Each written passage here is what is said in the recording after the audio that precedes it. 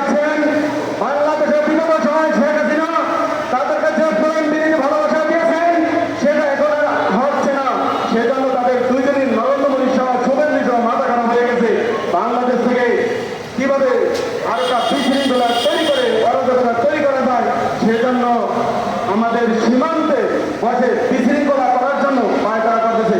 আমরা বলতে চাই নরেন্দ্র মোদীকে কঠিন বার্তায় হুঁশিয়ারি করে বলে দিতে চাই, আপনি দেখেছেন জেলায় গত অভ্যুত্থান দেশের মানুষ কিভাবে জীবন দিয়েছে, নিজের রক্ত দিয়ে জীবন দিয়ে রাজপথে ঝাঁপিয়ে পড়েছে।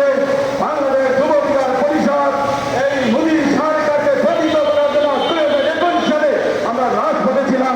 সেই সময় আপনার বামপন্থী শেখ হাসিনা ক্ষমতা ছিল, কিন্তু আমরা কখনো রাজপথ থেকে সরে যাই নাই। আমরা রাজপথে আন্দোলন সংগ্রাম করে অনেকে আহত হয়েছে, অনেকে গুলির শিকার হয়েছে, আমরা জেল খেটেছি, কিন্তু আমরা ভয় পাই নাই।